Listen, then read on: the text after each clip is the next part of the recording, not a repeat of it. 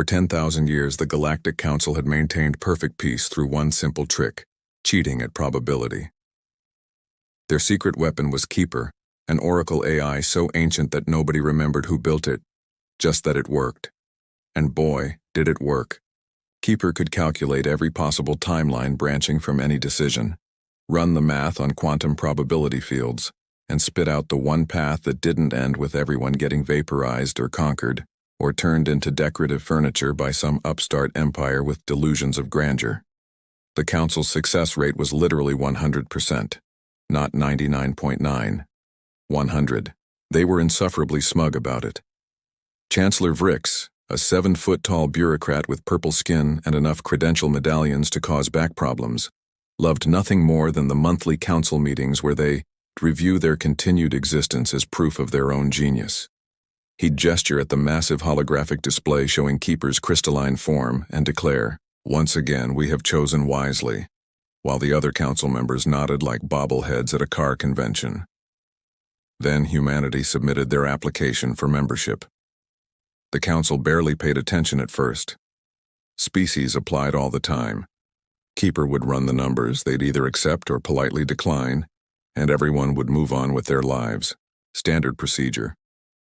Vrix didn't even bother reading Earth's file before the human representative arrived. Marcus Webb walked into the council chamber wearing a suit that looked like he'd bought it at a discount store, carrying a briefcase that had seen better decades, and sporting the kind of aggressively mediocre appearance that made him instantly forgettable. Brown hair going slightly gray, average height. Glasses he kept adjusting. He smiled politely at the assembled alien dignitaries like he was attending a parent-teacher conference. "Hello," Marcus said cheerfully. "Thanks for having me. I brought cookies if anyone wants some later." Vrix waved dismissively. Yes, Keeper, analyze the human and provide council recommendation." Keeper's crystalline form pulsed with light as it began its calculations. The usual process took maybe 3 seconds.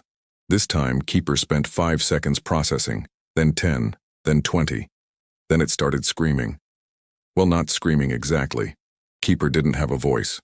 But every holographic display in the chamber exploded with red warning symbols. The lights started strobing, and a sound like reality getting a migraine filled the air.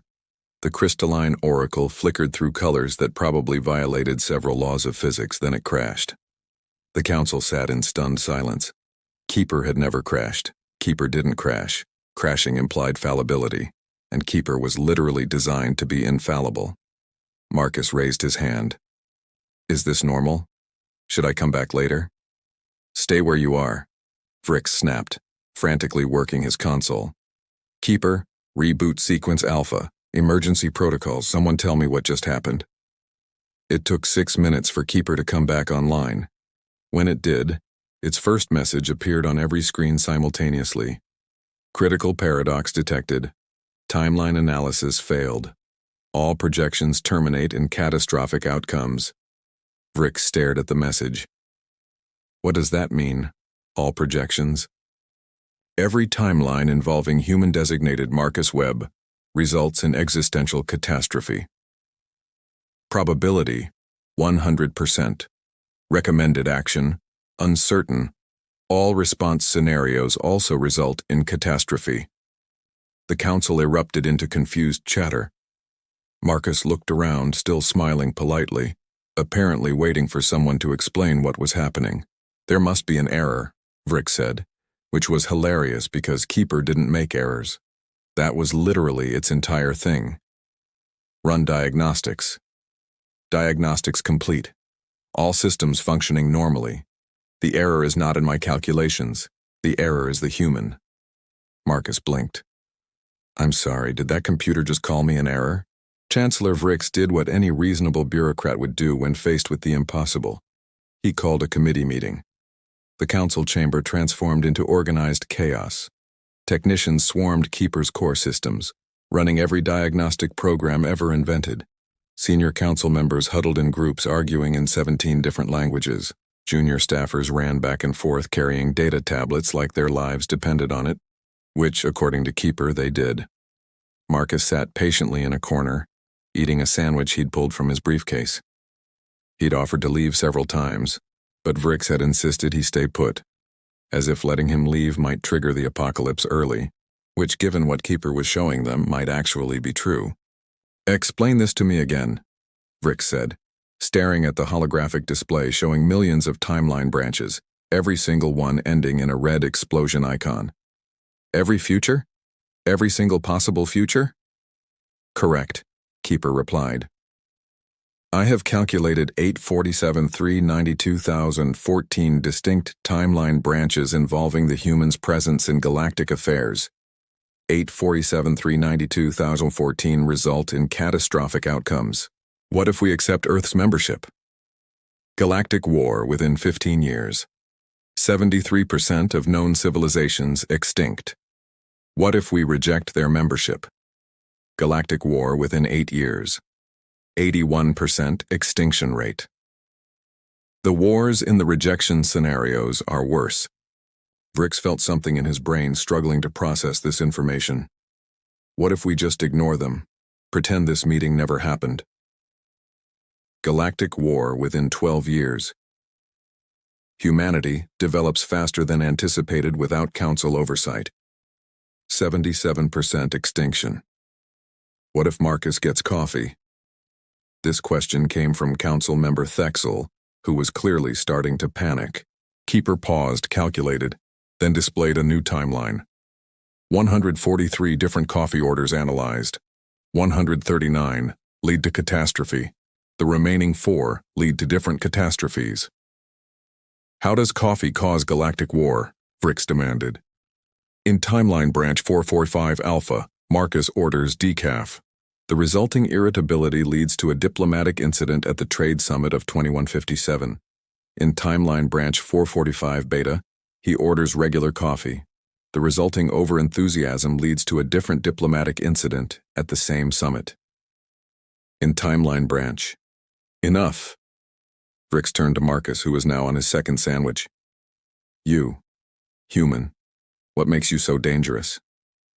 Marcus looked up, surprised to be addressed directly. "Me? I'm not dangerous. I work in permit processing for the Department of Interstellar Affairs. I'm basically a professional paperwork filler. My coworkers call me Marcus the Mundane." He said this last part with a hint of pride, as if being aggressively boring was an achievement. "Keeper says you end the galaxy. That seems like an overreaction." Marcus adjusted his glasses. "I'm really very normal. I have a mortgage. I do meal prep on Sundays. I'm part of a book club that never actually finishes the book. Last week I spent 40 minutes looking for my car keys, and they were in my hand the whole time. Does that sound like someone who ends civilizations?" Vrix looked at Keeper's display where millions of apocalyptic timelines continued to cascade across the screen. Then he looked at Marcus, who had somehow gotten crumbs on his discount suit and seemed mildly concerned about it. "Keeper, what if we quarantine Earth? Full isolation, no contact whatsoever." Calculating. The pause was longer this time. "Quarantine protocols lead to galactic war within 20 years. Humanity interprets isolation as hostility. They develop weapons assuming eventual conflict. The wars in these timelines are significantly worse. 92% extinction." "What if we do nothing?" Council Member Zephora asked quietly. "What if Marcus just stands there?" Calculating. The display flickered. If Marcus Webb remains stationary in this chamber for extended duration, he will eventually need to use restroom facilities. The act of choosing which restroom creates 847 new catastrophic timelines. There is no scenario where Marcus Webb exists and the galaxy survives. Marcus raised his hand again. "I really think there's been some kind of mistake. Maybe your computer has a virus. My nephew got a virus on his tablet last month and it started predicting that his goldfish would take over the world. Very similar situation." Vrix sat down heavily, his credential medallions clinking. "We're not dealing with a virus. We're dealing with a paradox. Keeper has never been wrong. Never. It predicted the Zorgon rebellion before the Zorgons even knew they were rebellious. It calculated the exact moment the Helios star would go supernova, down to the second. It has saved countless lives through perfect prophecy. So what do we do?" Thexel asked. Fricks looked at Marcus, who was now checking his phone, presumably texting someone that he'd be late for dinner because an alien computer thought he was the herald of the apocalypse. We investigate, Vrick said grimly. Keeper, continue running scenarios. Everyone else find out what makes this human so catastrophically dangerous. There has to be something we're missing. Unlikely, Keeper added helpfully. I do not miss things. Marcus looked up from his phone. Can I at least get those cookies I mentioned? They're chocolate chip. I made them myself. Agent Quilks had investigated approximately 3,000 cases in her career, ranging from espionage to smuggling to one memorable incident involving a sentient asteroid with tax evasion charges. She was known throughout the council as the investigator who could find anything, uncover any secret, solve any mystery. She was not prepared for Marcus Webb. So, Quilk said, reviewing her notes as she sat across from Marcus in a council observation room, you work in permit processing. That's right. Marcus smiled like this was a normal job interview. 12 years now. I process applications for interplanetary resource extraction permits. It's very fulfilling work if you enjoy procedural compliance, which I do. Quilks made a note. Subject claims to enjoy procedural compliance, possible psychopath? And your hobbies? I like reading. Mostly science fiction, actually. Pretty ironic given current circumstances. Marcus chuckled at his own joke. I do some gardening. I'm trying to grow tomatoes, but they keep dying. I'm not very good at gardening. Oh, and I play recreational softball on Thursdays. I'm the designated hitter because I'm terrible at fielding. Subject is aggressively mediocre at everything. Quilks wrote. Still no indication of apocalypse-causing abilities. She spent the next 3 days shadowing Marcus as he went about his routine, with council permission to observe him in his natural habitat. She watched him fill out forms with meticulous attention to detail. She observed him make coffee in a break room using exactly 2 sugars and a splash of cream, stirring precisely 5 times. She documented him eating lunch at the same cafe every day, ordering the same sandwich, sitting in the same seat. Marcus Webb was a creature of habit, and his habits were mind-numbingly boring. This is impossible, Quilks muttered into her recording device. Subject displays no aberrant behavior, no hidden skills, no suspicious contacts. Yesterday I watched him spend 20 minutes organizing his desk drawer. He alphabetized his pens, by color. This cannot be the being that ends galactic civilization. But Keeper's predictions didn't change. If anything, they got worse. Every minute of observation data Quilks fed into the system generated more catastrophic timelines. Frustrated, Quilks changed tactics. She started interviewing people from Marcus's past. Former teachers, old friends, colleagues, that one guy Marcus bought coffee from every morning. The responses were unnervingly consistent. Marcus? Oh, he's great, super nice guy. Nothing special about him, though.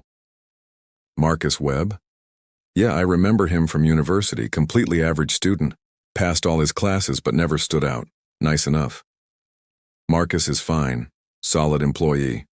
Does his job, never causes problems. Well, except... That last one came from Marcus's supervisor, a woman named Patricia Chen who'd worked with him for 8 years. Except what? Quilks leaned forward. Patricia frowned, thinking. It's nothing bad, it's just... Marcus has this thing where he makes weird choices sometimes. Not bad choices, just unexpected ones. Like 3 years ago, we had this major permit application from a mining consortium. Standard procedure was to approve it. Everyone approved those. Marcus spent 6 hours reviewing the fine print and found a clause that would have violated a treaty from 80 years ago that nobody remembered existed. He rejected the application, caused a huge mess. But he was technically correct, which is the most infuriating kind of correct. That sounds responsible. It was. That's the weird part. His strange choices are usually fine, sometimes even good. They're just not what you'd expect. Like he doesn't follow the script everyone else uses. Last week the elevator was broken and everyone took the stairs.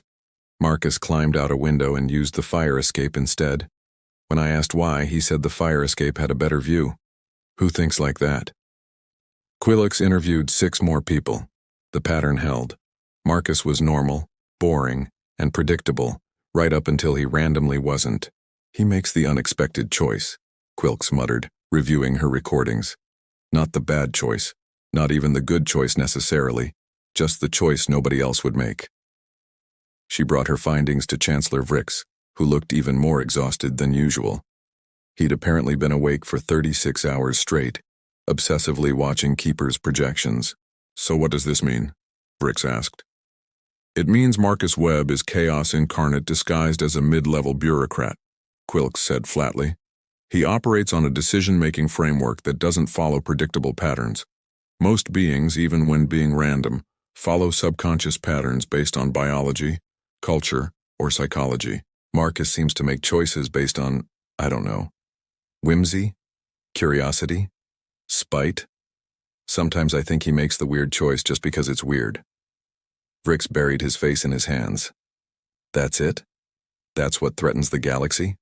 Whimsy? Free will weaponized through mundane choices, Quilks corrected.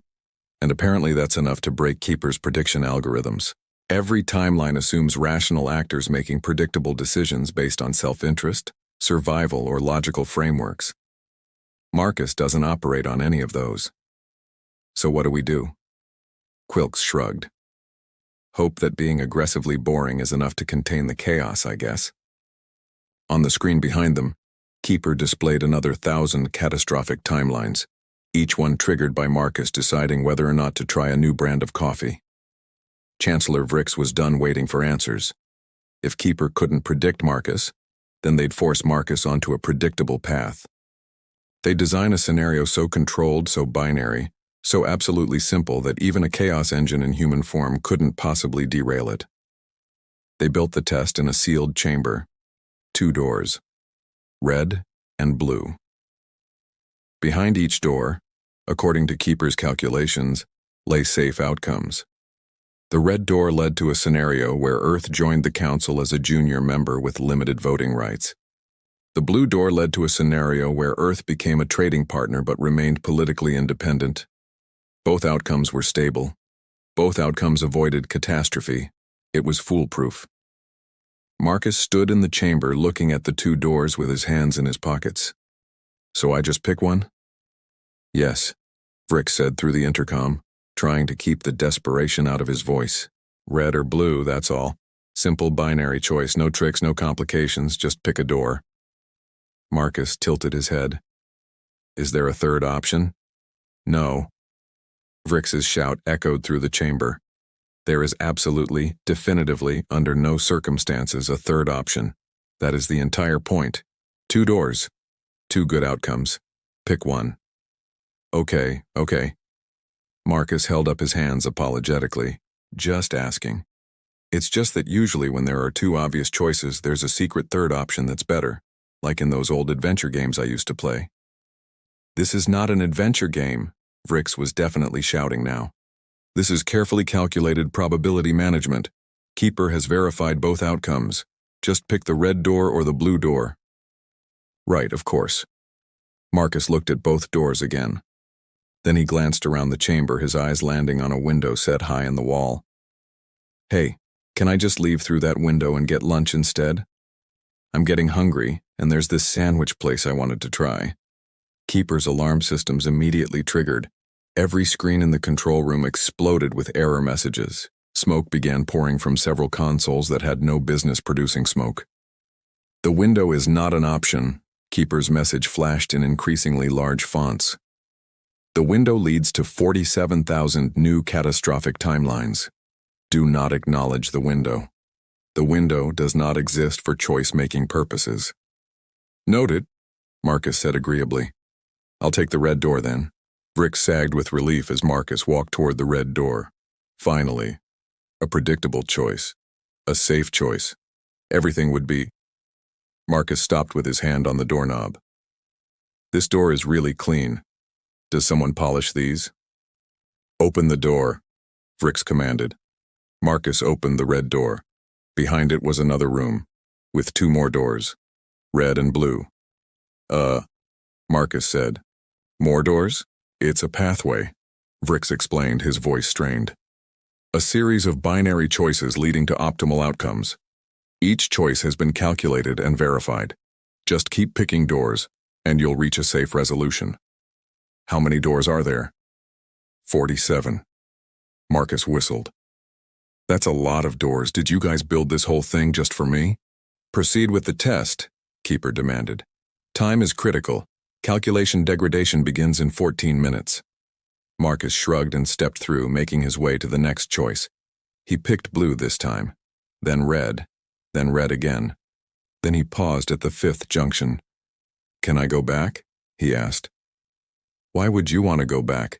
Vrix asked through gritted teeth. I think I left my briefcase in the first room. Your briefcase is irrelevant, continue forward. But I have my book in there. I'm at a really good part. Keeper's display started flickering. Subject introducing unauthorized variables. Briefcase status not included in original calculations. Timeline branches multiplying. Forget the briefcase, Vrix shouted. Just pick a door. Okay. Marcus picked blue. Then in the next room, is there a bathroom nearby? These tests always take longer than you think. Bathroom inquiry generating 3,847 new timelines, Keeper reported. Structural stability of predictions, declining. There are no bathrooms. Vrix was definitely having a breakdown now. Just doors, that's it.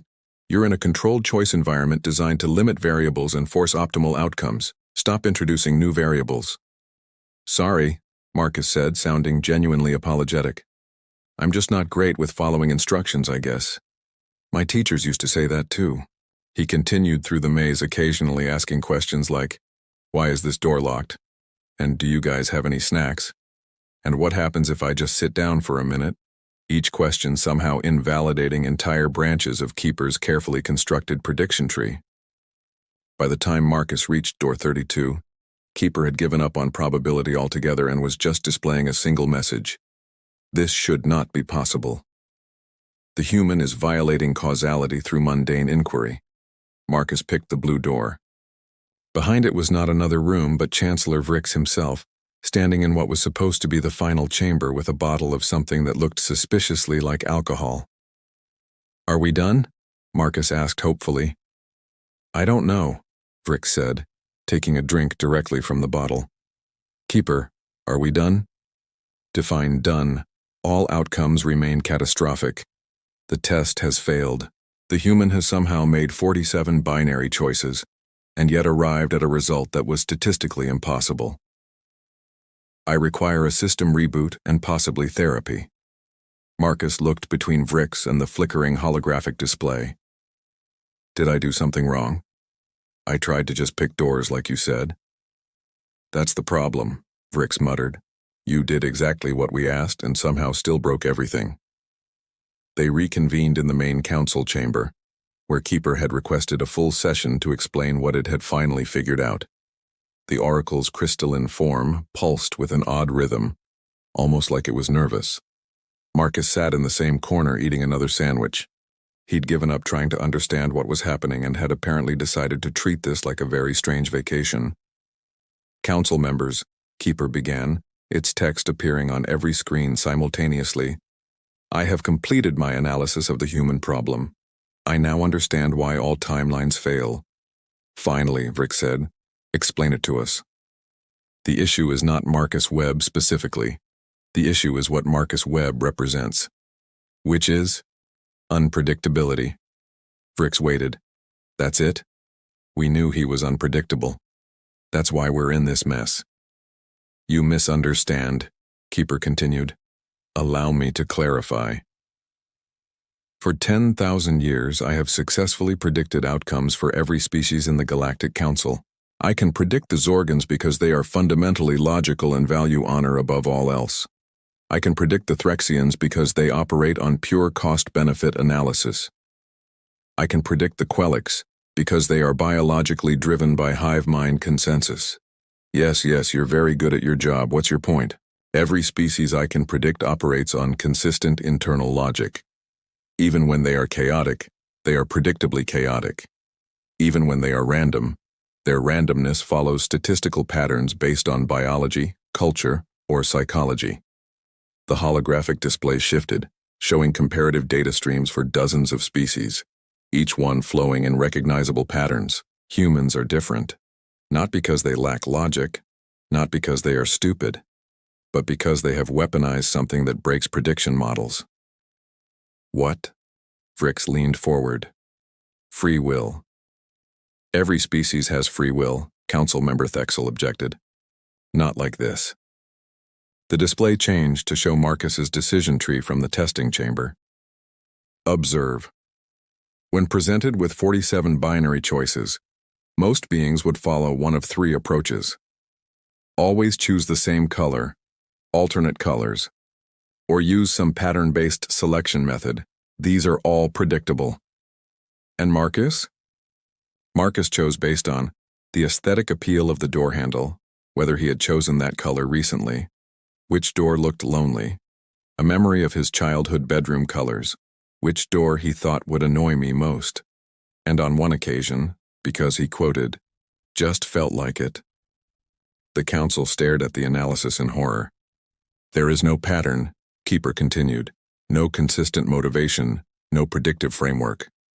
Marcus Webb makes choices based on whimsy, curiosity, stubbornness, spite, boredom, nostalgia, aesthetic preference, contrarianism, and something he calls gut feeling that has no measurable neural correlate. So he's insane? Quilk suggested. No! He is remarkably sane by human standards. This is normal for his species. The display shifted again, showing data from Earth. Analysis of human history confirms this pattern. Humans consistently choose the unexpected path. They explore dangerous territories because why not? They attempt impossible tasks because someone said they could not. They make decisions that defy survival instinct, pure logic, and statistical probability. Why? Vrix asked quietly. Because they can, because they find it entertaining, because they are curious about what happens, because they refuse to be predictable. They have taken free will and turned it into an active weapon against determinism. Keeper paused, its display flickering. The catastrophic timelines I predicted are not caused by Marcus being dangerous. They are caused by the galaxy's response to him. Observe. The screens showed a new set of projections. In each one, the Council tried to force Marcus or humanity onto a predetermined path. In each one, humans responded with the galactic equivalent of "you're not the boss of me," and did something completely different. The resulting friction escalated into conflicts, arms races, and eventually wars, not because humans were aggressive, but because they refused to be controlled. You have built a civilization on prophecy, Keeper explained, on predetermined paths. On everyone following the safe route, I calculate, humans will not follow the safe route. They will take the window, they will ask about the bathroom, they will go back for their briefcase. And when you try to force them onto your path, they will resist. So the disasters aren't Marcus's fault, Quilks said slowly. They're ours. We're the ones who start the wars by trying to control the uncontrollable. Correct. The display showed one final projection. This is the fundamental paradox. A prophecy-based civilization cannot coexist with a species that refuses to be prophesied. One must change, or both will be destroyed in the conflict. Chancellor Vrix looked at Marcus, who had finished his sandwich and was now reading something on his phone, completely oblivious to the existential crisis he'd triggered. So what do we do? Vrix asked. I do not know, Keeper admitted. For the first time in 10,000 years, I cannot calculate a safe path forward. The choice is yours. The council chamber fell silent. For 10,000 years, they'd never had to make a real choice. Keeper had always told them what to do. They'd gotten comfortable with certainty, with safety, with never having to risk being wrong. Now they had to choose control or chaos. And for the first time in millennia, they had no idea which choice would save them. Chancellor Vrix sat alone in his office, staring at Keeper's latest projection. The Oracle had finally shown him the one timeline where the Council successfully controlled Marcus, and, by extension, humanity. It was horrifying. In that timeline, the Council transformed the galaxy into a perfect prediction machine. Every species monitored constantly. Every choice guided, every deviation from Keeper's path corrected immediately. Free will functionally eliminated in favor of optimal outcomes. No wars, no conflicts, no catastrophes, also no art, no innovation, no unexpected discoveries, no joy. It was survival through stagnation, safety through death of the spirit. That's not living, Vrix muttered. That's just existing with extra steps. A chime indicated someone at his door. Come in. Marcus entered, still carrying that beat-up briefcase. Hey, sorry to bother you. I figured since we've been doing this for a week now, I should probably ask, am I in trouble? Like serious trouble? Because my boss is getting really confused about where I am. Vrix gestured for him to sit. Marcus, let me ask you something. Do you understand what you've done here? Not really, no. Marcus sat down, looking genuinely puzzled. Your computer doesn't like me, I think, and I apparently cause galactic wars by existing, which seems excessive. What Keeper doesn't like, Vrix said slowly, is that it can't predict you. And that unpredictability threatens our entire civilization because we've built everything on prophecy, on knowing the safe path forward. Ah, Marcus nodded. Yeah, I can see how that would be a problem. But, and I'm just spitballing here, what if you didn't do that? Didn't do what? Didn't rely on prophecy? Marcus adjusted his glasses. Like, what if you just dealt with problems when they happened? That's what humans do. We have no idea what's coming. We make mistakes constantly. Things go wrong all the time. But we adapt. We figure it out. It's messy and inefficient and sometimes really stupid, but it works. Eventually. That sounds terrifying. Oh, it absolutely is, Marcus agreed cheerfully. Last month I tried to fix my sink without looking up instructions first. Flooded my entire bathroom. Had to call a plumber at midnight. Cost me $800.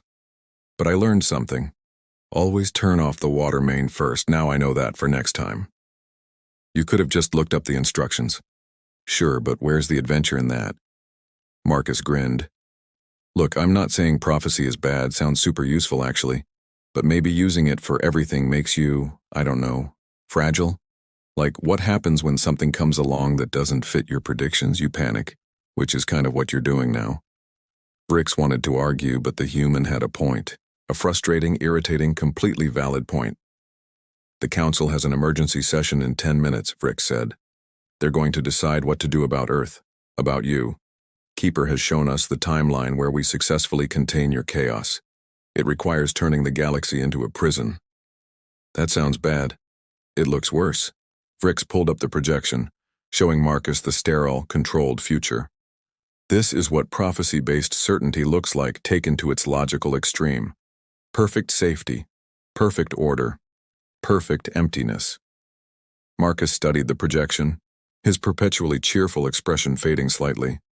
Yeah, that's not great. You've basically turned everyone into robots, predictable robots. It's the only way to guarantee survival. Is it though?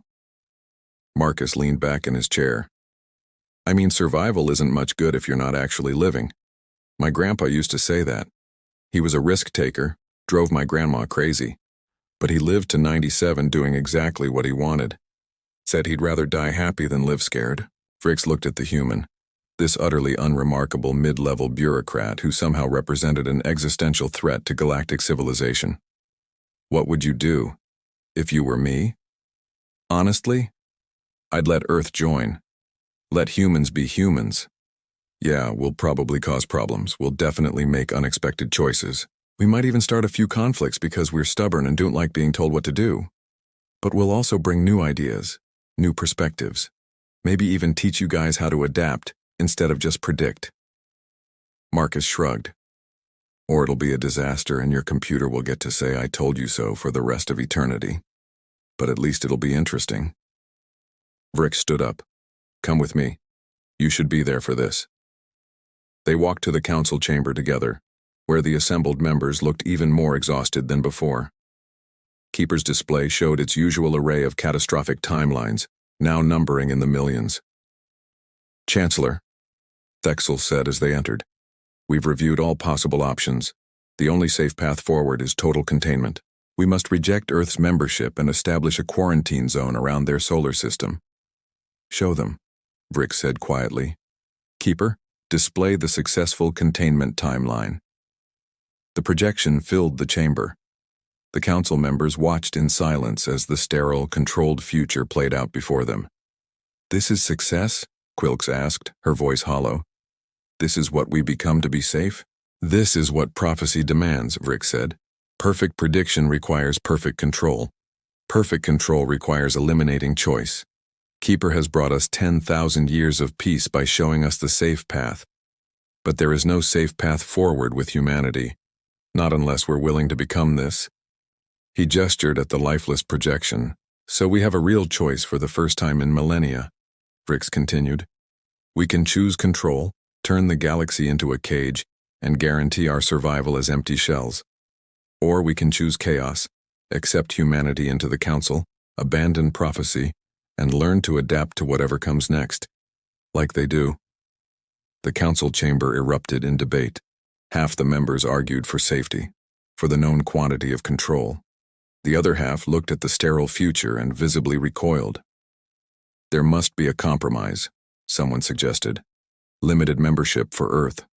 Restrictions on human involvement in critical decisions. That's just slower containment, Quilks pointed out. Keeper already showed us those timelines. Humans don't do well with restrictions. They take them as challenges. Marcus raised his hand, which everyone had learned to dread by now. Can I make a suggestion? Why not? Vrick said tiredly. You've already broken our oracle and our entire governmental philosophy. Might as well go for the trifecta. What if you kept Keeper but stopped treating its predictions as absolute? Marcus suggested. Like use it as advice, not orders. Keeper shows you possible futures, you make the choice knowing the risks. That way you get the benefit of prophecy without being slaves to it. That is not how I was designed to function, Keeper protested. I provide optimal paths. Ignoring my calculations defeats my purpose. Does it, though? Marcus looked up at the crystalline oracle. I mean, you're still useful even if people don't always follow your advice. My phone's GPS tells me the fastest route to work, but sometimes I take the scenic route because I feel like it. The GPS doesn't stop working just because I ignore it occasionally. I am not a GPS, Keeper replied, somehow managing to sound offended despite being text on a screen. Sure you are. You're just really fancy and predict apocalypses instead of traffic jams. Marcus turned back to the council. Look, I get it. You guys have had it good for 10,000 years. No risks, no mistakes, but you've also been living in a bubble. Maybe it's time to try living without the safety net. See what happens. What happens is catastrophe, Thexel said flatly. Keeper has calculated it millions of times. Keeper calculated catastrophes assuming you'd keep trying to control everything, Marcus countered. What if you just, didn't? What if you let things be messy? Vrix looked around the chamber at his fellow council members. He saw fear in their eyes, but also something else. Something that looked suspiciously like curiosity. 10,000 years of certainty had made them comfortable, but it had also made them boring. And maybe, just maybe, they were tired of being boring. I call for a vote, Vrix announced. All in favor of accepting Earth's membership application and officially discontinuing mandatory compliance with Keeper's predictions, indicate now. The chamber fell silent. This was it.